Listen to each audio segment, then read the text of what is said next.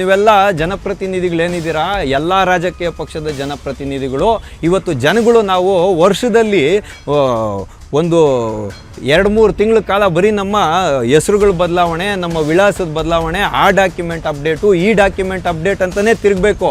ಈ ದೇಶದಲ್ಲಿ ಹುಟ್ಟಿರೋಂಥ ಪ್ರತಿಯೊಬ್ಬ ನಾಗರಿಕನು ಇವತ್ತು ಅವನ ದಾಖಲಾತಿಗಳಿಗೆ ಅಲಿಯೋದಕ್ಕೇನೆ ಚಪ್ಪಲಿ ಸವಸೋವಂಥ ಸಂದರ್ಭನ ನಿರ್ಮಾಣ ಮಾಡಿಕ್ಕಿದ್ದೀರಾ. CAA ಜಾರಿಗೆ ತೊಗೊಂಬಂದಿದ್ರಲ್ಲ, ಅದರಲ್ಲಿ ಮುಸಲ್ಮಾನರನ್ನ ಯಾಕೆ ಸೇರಿಸಲಿಲ್ಲ ಅಂತ ವಿವಾದ ಎದ್ದಿದೆಯಲ್ಲ, ಇದು ಕೊನೆಗೊಂದಿನ ಹೋಗಿ ಏನಾಗುತ್ತೆ ಅಂದರೆ ಸಮಾನತೆ ಮತ್ತು ಸಮಾನ ಅವಕಾಶಗಳು ಎಲ್ರಿಗೂ ಸಿಗಬೇಕು.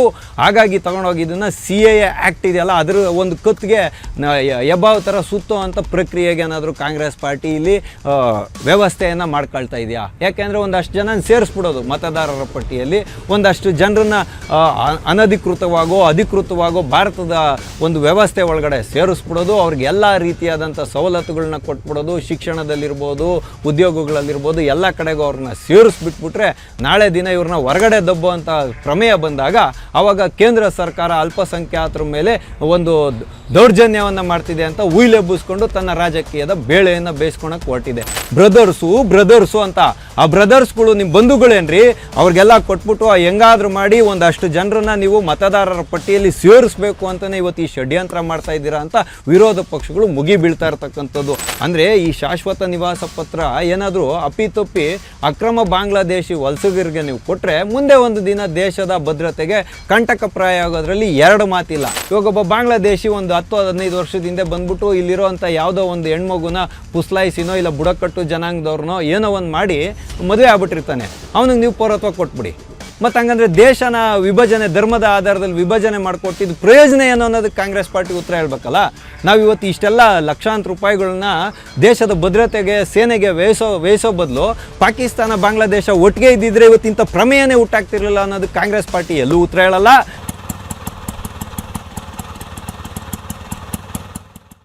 TV ವಿಕ್ರಮದ ಸಮಸ್ತ ವೀಕ್ಷಕರಿಗೆ ಆಟೋವಾಲಾ ಕಾರ್ಯಕ್ರಮಕ್ಕೆ ಆತ್ಮೀಯವಾದ ಸ್ವಾಗತ. ನಾನು ನಿಮ್ಮ ಜಯಂತ್ ಪಾಂಡೆ. ಸ್ನೇಹಿತರೆ, ಆಟೋವಾಲಾ ಕಾರ್ಯಕ್ರಮಕ್ಕೆ ನಾವಿಂದು ಆಯ್ದುಕೊಂಡಂತಹ ವಿಷಯ, ನಿವಾಸಿ ಪತ್ರಕ್ಕೆ ತುದಿಗಾಲಲ್ಲಿ ನಿಂತ್ಕೊಂಡಿದೆ ಕಾಂಗ್ರೆಸ್ ಪಾರ್ಟಿ. ಹೌದು ಸ್ನೇಹಿತರೆ, ನಾನಿವತ್ತು ಈ ರೀತಿಯಾಗಿ ಹೇಳ್ತಾ ಇರೋದಕ್ಕೆ ಒಂದು ಪ್ರಬಲವಾದ ಕಾರಣ ಉಂಟು. ಕೇಂದ್ರ ಚುನಾವಣಾ ಆಯೋಗ ದೇಶದ ಹಲವಾರು ರಾಜ್ಯಗಳಲ್ಲಿ SIR ಮಾಡ್ತಿದೆ. ಅದೇ ರೀತಿ ಕರ್ನಾಟಕದಲ್ಲೂ ಕೂಡ ನಡೀತಿದೆ. ಆದರೆ ಇವತ್ತು ಕಾಂಗ್ರೆಸ್ ಪಕ್ಷ ತಾರತೂರಿಗೆ ಬಿದ್ದು ತುದಿಗಾಲಲ್ಲಿ ನಿಂತು ತಾನು ಕೊಡಬೇಕು ಅಂತ ಹೇಳುವಂಥ ಒಂದು ವಿಷಯವನ್ನು ಇಟ್ಕೊಂಡು ಶಾಶ್ವತ ನಿವಾಸಿ ಪತ್ರವನ್ನು ಕೊಡಲಿಕ್ಕೆ ಯಾಕೆ ತುದಿಗಾಲಲ್ಲಿ ನಿಂತಿದೆ ಅನ್ನೋದೇ ಯಕ್ಷ ಪ್ರಶ್ನೆಯಾಗಿ ಇವತ್ತು ಎಲ್ಲರನ್ನ ಕಾಡ್ತಾ ಇರ್ತಕ್ಕಂಥದ್ದು. ಮತದಾರರ ಚೀಟಿಗೂ ಶಾಶ್ವತ ನಿವಾಸಿ ಪತ್ರಕ್ಕೂ ಏನು ಸಂಬಂಧ ಇದೆ ಅನ್ನೋವಂಥ ಒಂದು ವಿಷಯ ಮಾತ್ರ ಯಾರಿಗೂ ಅರ್ಥ ಆಗ್ತಾ ಇಲ್ಲ. ಆದರೆ ಕರ್ನಾಟಕ ರಾಜ್ಯ ಸರ್ಕಾರ ಮಾತ್ರ ಅನುಚ್ಛೇದ 162 ಅಡಿಯಲ್ಲಿ ಇವತ್ತು ನಾವು ಯಾರು ಕರ್ನಾಟಕದಲ್ಲಿ 10 ವರ್ಷಗಳಿಗಿಂತ ಹೆಚ್ಚಿನ ಕಾಲ ಉಳಿದಿದ್ದಾರೋ ಅವ್ರಿಗೆ ಶಾಶ್ವತ ನಿವಾಸಿ ಪತ್ರವನ್ನು ಕೊಡ್ತೀವಿ ಅಂತ ಹೇಳ್ತಿದ್ದಾರೆ. ಅಂದರೆ ಅಡ್ರೆಸ್ ಪ್ರೂಫ್ಗೋಸ್ಕರ ಈತ ಇಲ್ಲಿದ್ದ ಅಂತ.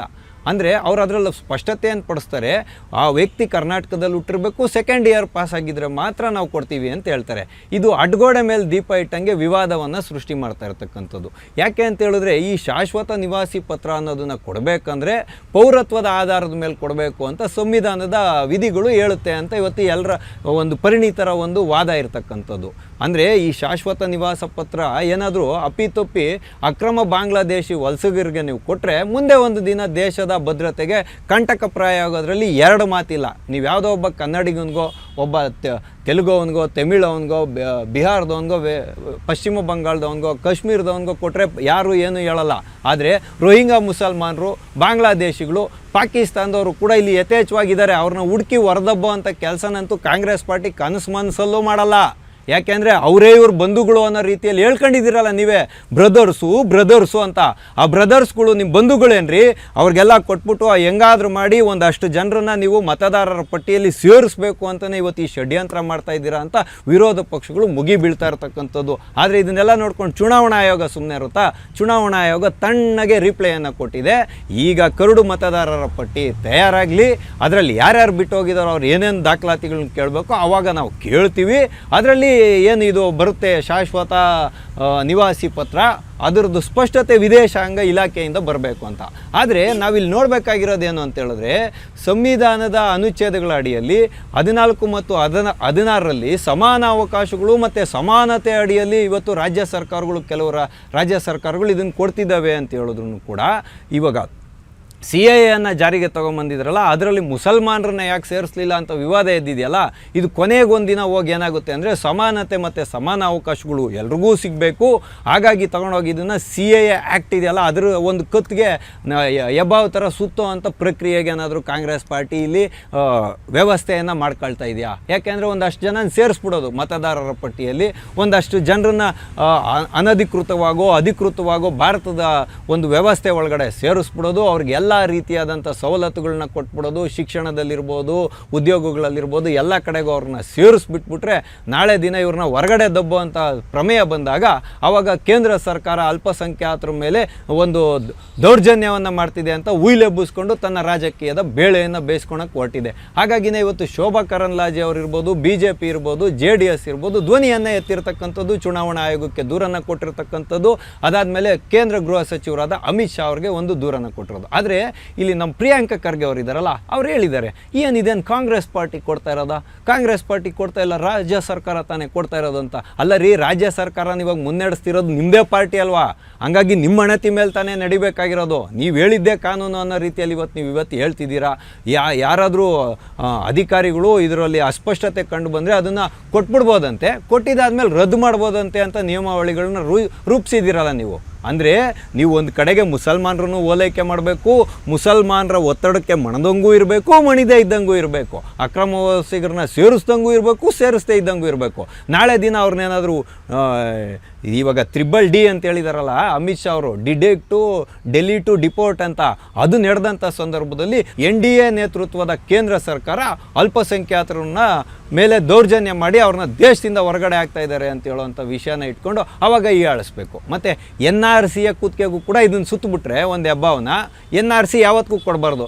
ಯಾಕಪ್ಪ, ನಿಮ್ಗೇನಾಗಬೇಕಾಗಿರೋದು, ನೀವೆಲ್ಲ ಜನಪ್ರತಿನಿಧಿಗಳೇನಿದ್ದೀರಾ, ಎಲ್ಲ ರಾಜಕೀಯ ಪಕ್ಷದ ಜನಪ್ರತಿನಿಧಿಗಳು, ಇವತ್ತು ಜನಗಳು ನಾವು ವರ್ಷದಲ್ಲಿ ಒಂದು 2-3 ತಿಂಗಳ ಕಾಲ ಬರೀ ನಮ್ಮ ಹೆಸರುಗಳ ಬದಲಾವಣೆ, ನಮ್ಮ ವಿಳಾಸದ ಬದಲಾವಣೆ, ಆ ಡಾಕ್ಯುಮೆಂಟ್ ಅಪ್ಡೇಟು, ಈ ಡಾಕ್ಯುಮೆಂಟ್ ಅಪ್ಡೇಟ್ ಅಂತಲೇ ತಿರುಗಬೇಕು. ಈ ದೇಶದಲ್ಲಿ ಹುಟ್ಟಿರೋಂಥ ಪ್ರತಿಯೊಬ್ಬ ನಾಗರಿಕನು ಇವತ್ತು ಅವನ ದಾಖಲಾತಿಗಳಿಗೆ ಅಲಿಯೋದಕ್ಕೇನೆ ಚಪ್ಪಲಿ ಸವಸೋವಂಥ ಸಂದರ್ಭನ ನಿರ್ಮಾಣ ಮಾಡಿಕ್ಕಿದ್ದೀರಾ. NRC ಮಾಡಿದ್ರೆ ಅಂದರೆ ಪೌರತ್ವವನ್ನು ಕೊಟ್ಟರೆ ಅದರ ಮಾನದಂಡದ ಆಧಾರದಲ್ಲಿ ನಮಗೆ ತುಂಬ ಸುಲಭ ಆಗುತ್ತೆ. ಇದನ್ನು ಮಾಡಲಿಕ್ಕೆ ಯಾಕೆ ಕಾಂಗ್ರೆಸ್ ಪಾರ್ಟಿಗೆ ಕಷ್ಟ ಅನ್ನೋಂಥ ಪ್ರಶ್ನೆನೇ ಇವತ್ತು ಎದ್ದಿರೋದು. ಹಾಗಾಗಿ ಇವರು ಇವತ್ತು CAAಯಲ್ಲಿ ಮುಸಲ್ಮಾನರು ಕೊಡಲಿಲ್ಲ, ಯಾರು BJPಯ ಸಮರ್ಥಕರು ಯಾರಿದ್ದಾರೆ, ರಾಷ್ಟ್ರೀಯವಾದಿಗಳು ಯಾರಿದ್ದಾರೆ, ಸಂಘ ಪರಿವಾರದವ್ರು ಯಾರಿದ್ದಾರೆ, ಇವರು ಕಾಣಿಸೋದು ಅಯೋಧ್ಯೆ ಮತ್ತು ಗೋವು ಮತ್ತು ಮುಸಲ್ಮಾನರು ಮತ್ತು ಬಾಂಗ್ಲಾದೇಶದವರು, ಪಾಕಿಸ್ತಾನದವರು, ಇದೇ ಯುದ್ಧ ಇಂಥದ್ದೇ ಕಾಣೋದು ಅಂತ ಹೇಳ್ತಿರಲ್ಲ. ಹಂಗಂದ್ರೆ ನೀವು ಇವತ್ತು ದೇಶನ ಸುದೀರ್ಘ ಕಾಲ ಆಳಿದ್ರಲ್ಲ, 60 ವರ್ಷಗಳ ಹತ್ರ ನೀವು ಯಾಕೆ ದೇಶನ ಕಸದ ಬುಟ್ಟಿ ಮಾಡಿಕ್ಕಿದ್ರಿ? ದೇಶ ಸ್ವತಂತ್ರ ಆದಂಥ ಹೊಸದ್ರಲ್ಲೇ ಯಾಕೆ ನಾಗರಿಕತ್ವವನ್ನು, ಪೌರತ್ವವನ್ನು ಕೊಡಲಿಕ್ಕಾಗಲಿಲ್ಲ ನಿಮ್ಮ ಕೈಯಲ್ಲಿ? 71ನೇ ಇಸ್ವಿಯಲ್ಲಿ ಬಾಂಗ್ಲಾದೇಶದ ವಿಮೋಚನಾ ಚಳುವಳಿ ನಡೆದಾಗ ಬಾಂಗ್ಲಾದೇಶದ ಜೊತೆಲಿ ಒಪ್ಪಂದ ಮಾಡಿಕೊಂಡು ಅಲ್ಲಿಂದ ಬಂದಿರೋ ನಿರಾಶ್ರಿತರನ್ನು ಕೂಡ ನೀವು 1971ನೇ ಇಸ್ವಿ ಜುಲೈ 21ನೇ ತಾರೀಕು ಮಧ್ಯರಾತ್ರಿವರೆಗೂ ಅಧಿಕೃತ ಮಾಡಿದ್ರಿ. 87ನೇ ಇಸ್ವಿವರೆಗೂ ಒಬ್ಬನಾದರೂ ಅಂದರೆ ಪೋಷಕರಲ್ಲಿ ಒಬ್ಬರಾದ್ರೂ ಭಾರತೀಯರಾಗಿದ್ದರೆ ಅವ್ರಿಗೂ ನಾಗರಿಕತ್ವ ಕೊಡ್ತೀವಿ ಅಂತ ಯಾಕೆ ಹೇಳಿದ್ರಿ? ಮತ್ತು 2004ನೇ ಇಸ್ವಿ ಡಿಸೆಂಬರ್ 26ನೇ ತಾರೀಕಿನ ನಂತರ ಬಂದವ್ರಿಗೆ ಇಬ್ಬರೂ ಇದಾಗಿರಬೇಕು, ಇವಾಗ ಒಳಗಡೆ ಬಂದಿರೋರಿಗೆ ಇಬ್ಬರೂ ಪೋಷಕರು ಭಾರತೀಯರಾಗಿರಬೇಕು ಅಂತ ಹೇಳಿದ್ರಿ. ಅಂದರೆ ಭಾರತದ ಪೌರತ್ವ ಏನಿದೆ 5 ಆಧಾರದಲ್ಲಿ ಕೊಡೋದಕ್ಕೆ ಅವಕಾಶ ಇದೆ. ಅಂದರೆ ಮೂಲತಃ ಭಾರತೀಯರಾಗಿರಬೇಕು, ಭಾರತದ ಪೋಷಕರಾಗಿದ್ದರೆ ಅವ್ರು ವಿದೇಶದಲ್ಲಿ ಹೋಗಿ ನೆಲೆಸಿ ಅನಿವಾರ್ಯ ಕಾರಣಗಳಿಂದ ಮತ್ತೆ ಇಲ್ಲಿ ವಾಪಸ್ ಬಂದರೆ ಅಲ್ಲೇನಾದರೂ ಅವ್ರ ಮಕ್ಕಳು ಹುಟ್ಟಿದರೆ ಅವ್ರಿಗೆ ಪೌರತ್ವವನ್ನು ಕೊಡ್ಬೋದು. ಮತ್ತು ಒಬ್ಬ ವಿದೇಶಿ ಪ್ರಜೆ ಇಲ್ಲಿನ ಮಹಿಳೆಯನ್ನು ಮದುವೆ ಆಗಿದ್ದರೆ ಸುದೀರ್ಘ ಕಾಲ ಇಲ್ಲಿ ಬಾಳಿದರೆ ಅವನಿಗೆ ಪೌರತ್ವವನ್ನು ಕೊಡ್ಬೋದು. ಮತ್ತು ಇನ್ನೂ ಕೆಲವು ಮಾನದಂಡಗಳಿದೆ, 5 ಮಾನದಂಡಗಳ ಅಡಿಯಲ್ಲಿ ಪೌರತ್ವವನ್ನು ಕೊಡ್ತಾರೆ. ನಮಗಿಲ್ಲಿ ಬಹುಮುಖ್ಯವಾಗಿ ಕಾಣೋದೇನು ಅಂದರೆ, ಇವಾಗ ಒಬ್ಬ ಬಾಂಗ್ಲಾದೇಶಿ ಒಂದು 10-15 ವರ್ಷದಿಂದ ಬಂದ್ಬಿಟ್ಟು ಇಲ್ಲಿರೋವಂಥ ಯಾವುದೋ ಒಂದು ಹೆಣ್ಮಗುನ ಪುಸ್ಲಾಯಿಸಿನೋ ಇಲ್ಲ ಬುಡಕಟ್ಟು ಜನಾಂಗದವ್ರನ್ನೋ ಏನೋ ಒಂದು ಮಾಡಿ ಮದುವೆ ಆಗ್ಬಿಟ್ಟಿರ್ತಾನೆ, ಅವನಿಗೆ ನೀವು ಪೌರತ್ವ ಕೊಟ್ಬಿಡಿ. ಮತ್ತು ಹಂಗಂದರೆ ದೇಶನ ವಿಭಜನೆ ಧರ್ಮದ ಆಧಾರದಲ್ಲಿ ವಿಭಜನೆ ಮಾಡಿಕೊಟ್ಟಿದ್ದು ಪ್ರಯೋಜನ ಏನು ಅನ್ನೋದಕ್ಕೆ ಕಾಂಗ್ರೆಸ್ ಪಾರ್ಟಿ ಉತ್ತರ ಹೇಳ್ಬೇಕಲ್ಲ. ನಾವು ಇವತ್ತು ಇಷ್ಟೆಲ್ಲ ಲಕ್ಷಾಂತರ ರೂಪಾಯಿಗಳನ್ನ ದೇಶದ ಭದ್ರತೆಗೆ ಸೇನೆಗೆ ವ್ಯಯಿಸೋ ಬದಲು ಪಾಕಿಸ್ತಾನ ಬಾಂಗ್ಲಾದೇಶ ಒಟ್ಟಿಗೆ ಇದ್ದಿದ್ರೆ ಇವತ್ತು ಇಂಥ ಪ್ರಮೇಯನೇ ಹುಟ್ಟಾಗ್ತಿರಲಿಲ್ಲ ಅನ್ನೋದಕ್ಕೆ ಕಾಂಗ್ರೆಸ್ ಪಾರ್ಟಿ ಎಲ್ಲೂ ಉತ್ತರ ಹೇಳಲ್ಲ. ಅಲ್ಪಸಂಖ್ಯಾತರ ಮೇಲೆ ದೌರ್ಜನ್ಯ ಮಾಡ್ತಾರೆ, ಅಲ್ಪಸಂಖ್ಯಾತರನ್ನ ವಿರೋಧ ಮಾಡ್ತಾರೆ, ಅಲ್ಪಸಂಖ್ಯಾತರನ್ನ ಮತಪಟ್ಟಿಯಿಂದ ತೆಗೆದಾಕ್ತಾರೆ, ದಲಿತರನ್ನ ತೆಗೆದಾಕ್ತಾರೆ, ಹಿಂದುಳಿದ ವರ್ಗದವ್ರನ್ನ ತೆಗೆದಾಕ್ತಾರೆ ಅಂತೇಳ್ಬಿಟ್ಟು ರಾಜಕೀಯ ಮಾಡಿಕೊಂಡು ದೇಶದಲ್ಲಿ ನಿರಂತರವಾಗಿ ನಡೆಯುವಂಥ ಒಂದು ಸಾಂವಿಧಾನಿಕ ಪ್ರಕ್ರಿಯೆ ಇದು. ಸಾಂವಿಧಾನಿಕ ನಿಯಮಗಳ ಅಡಿಯಲ್ಲಿ ವಿಧಿಗಳ ಅಡಿಯಲ್ಲಿ ನಡೆಯುವಂಥ ಒಂದು ಪ್ರಕ್ರಿಯೆ SIR. ಸಂವಿಧಾನ ಕೇಂದ್ರ ಚುನಾವಣಾ ಆಯೋಗ ಕೊಟ್ಟಿರುವಂಥ ಒಂದು ಪರಮೋಚ್ಚವಾದ ಅಧಿಕಾರ. ಅದನ್ನು ಚಲಾವಣೆ ಮಾಡಿ ಮತದಾರರ ಪಟ್ಟಿಯನ್ನು ತೀವ್ರವಾಗಿ ಶುದ್ಧೀಕರಣ ಮಾಡುವಂಥ ಪ್ರಕ್ರಿಯೆಗೆ ಯಾಕೆ ತೊಡರುಗಾಲಾಕುತ್ತೆ ಕಾಂಗ್ರೆಸ್ ಪಾರ್ಟಿ ಯಾವಾಗಲೂ ಅನ್ನೋದಕ್ಕೆ ಈ ಕಾಂಗ್ರೆಸ್ ಪಾರ್ಟಿನೇ ಉತ್ತರ ಹೇಳಬೇಕು. ಹಾಗಾಗಿ ಪ್ರಿಯಾಂಕಾ ಖರ್ಗೆ ಅವರೇ ಇದನ್ನು ಕಾಂಗ್ರೆಸ್ ಪಾರ್ಟಿ ಕೊಡದೇ ಇದ್ರೂ ಕೂಡ ಕರ್ನಾಟಕದಲ್ಲಿ ಇವತ್ತು ರಾಜ್ಯಭಾರವನ್ನು ನಡೆಸ್ತಾ ಇರ್ತಕ್ಕಂಥದ್ದು, ಆಡಳಿತವನ್ನು ನಡೆಸ್ತಾ ಇರ್ತಕ್ಕಂಥದ್ದು ಕಾಂಗ್ರೆಸ್ ನೇತೃತ್ವದ ಸರ್ಕಾರನೇ ಅಲ್ವೇನ್ರಿ. ಹಂಗಾಗಿ ಇದನ್ನು ಕಾಂಗ್ರೆಸ್ ಪಾರ್ಟಿಯ ಪ್ರಾಯೋಜಕತ್ವ ಅಂತಲೇ ನಾವು ತಿಳ್ಕೊಬೇಕು. ಯಾಕೆ ಅಂದರೆ ನಿಮ್ಮ ಬ್ರದರ್ಸ್ಗಳ್ನ ಮನವೊಲಿಸ್ಬೇಕಲ್ಲ ನೀವು, ಇಲ್ಲಾಂದರೆ ಕೇಳ್ತಾರಲ್ಲ ಜಮೀರ್ ಅಹಮದ್ ಅಣ್ಣ ಕೇಳ್ತಾರೆ, ಇನ್ನು ಮುಸ್ಲಿಂ ಮುಖಂಡರು ಕೇಳ್ತಾರೆ, ಅಯ್ಯೋ ಹಮಾರ ಲೋಗ್ ಚಲೆ ಜಾತಾ ಹೇ ಉನ್ಕು ಕುಚ್ ಇಂತಜಾಮ್ ಕರೋ, ಏನಾದರೂ ಏರ್ಪಾಡು ಮಾಡಿ ಒಂದಷ್ಟು ಜನ ಸೇರ್ಸೋಕ್ಕೆ ಅಂತ. ಹಂಗಾಗಿನೇ ಕಾಂಗ್ರೆಸ್ ಪಾರ್ಟಿ ಇವತ್ತು ಮುಸ್ಲಿಂ ನಾಯಕರು ಏನು ಹೇಳ್ತಾರೆ ಅವ್ರ ತಾಳಕ್ಕೆ ತಕ್ಕಂಗೆ ಕುಣಿಯೋ ಅಂಥ ಕೆಲಸನ ಮಾಡಿಕೊಂಡು ಓಲೈಕೆ ತುಷ್ಟೀಕರಣ ಮಾಡಿಕೊಂಡು ರಾಜ್ಯದ ಭವಿಷ್ಯವನ್ನು ಮಣ್ಣುಪಾಲು ಮಾಡೋಕ್ಕೆ ಹೊರಟಿರೋದು. ಹೌದು, ಒಬ್ಬ ಬಾಂಗ್ಲಾದೇಶಿ ವಲಸಿಗನಿಗೂ ನೀವು ಅಕ್ರಮವಾಗಿ ಸೌಲಭ್ಯಗಳನ್ನ ಕಲ್ಪಿಸ್ಕೊಟ್ರೆ ಇಲ್ಲಿರೋ ಒಬ್ಬ ಮೂಲ ಕನ್ನಡಿಗನಿಗಿರ್ಬೋದು, ಮೂಲ ಭಾರತೀಯನಿಗಿರ್ಬೋದು ಆ ಸೌಲತ್ತುಗಳಿಂದ ವಂಚನೆ ಆಗ್ತಾನೆ ಅನ್ನೋಂಥ ಕನಿಷ್ಠ ಕಾಳಜಿನೂ ಇಲ್ದಿರ SIR ಅಂತ ಹೇಳುವಂತಹ ಒಂದು ಗಂಭೀರ ಪ್ರಕ್ರಿಯೆಗೆ ತೊಡರುಗಾಲಾಗ್ತಾ ಇದ್ದೀರಲ್ಲ, ಇದು ಯಾವ ರೀತಿಯಲ್ಲಿ ಸಮಂಜಸ, ಯಾವ ರೀತಿಯಲ್ಲಿ ನ್ಯಾಯಯುತವಾಗಿದೆ ಅನ್ನುವಂಥ ಪ್ರಶ್ನೆಗೆ ಇವತ್ತು ಕಾಂಗ್ರೆಸ್ ಪಾರ್ಟಿ ಉತ್ತರವನ್ನು ಹೇಳಬೇಕು. ಹಾಗಾಗಿ ಶಾಶ್ವತ ನಿವಾಸಿ ಪತ್ರ ಏನು ಇವತ್ತು ಇವರು ಕೊಡಕ್ಕೆ ಕೊಟ್ಟಿದ್ದಾರೆ, ಇದ್ರ ಬಗ್ಗೆ ಹಲವಾರು ವಿವಾದಗಳಿದೆ. ಕೊಡಬಾರ್ದಾ, ಕೊಡೋದಾದರೆ ಯಾರು ಕೊಡಬೇಕು ಅಂತ. ಹಾಗಾಗಿ ಇದು NRC ಮತ್ತು CAA ಕುತ್ತಿಗೆಗೆ ಹೋಗಿ ಯಬಾವಿನ ಥರ ಸುತ್ತಕೊಂಡು ದೇಶದ ಭದ್ರತೆಗೆ ಕಂಟಕಪುರಾಯ ಆಗದೇ ಇರಲಿ ಅಂತ ನಾವು ಈ ಸಂಚಿಕೆಯಲ್ಲಿ ವಿವರಣೆಯನ್ನು ಮಾಡುವಂಥ ಪ್ರಯತ್ನವನ್ನು ಮಾಡಿದ್ದು. ಹಾಗಾಗಿ ಸ್ನೇಹಿತರೆ, ನಾನು ಹೇಳಿದ್ದು ಕಾಂಗ್ರೆಸ್ ಪಾರ್ಟಿ ತುದಿಗಾಲಲ್ಲಿ ನಿಂತಿರೋದು ಯಾಕೆ ಶಾಶ್ವತ ನಿವಾಸಿ ಪತ್ರಗಳನ್ನು ಕೊಡೋದಕ್ಕೆ ಅಂತ.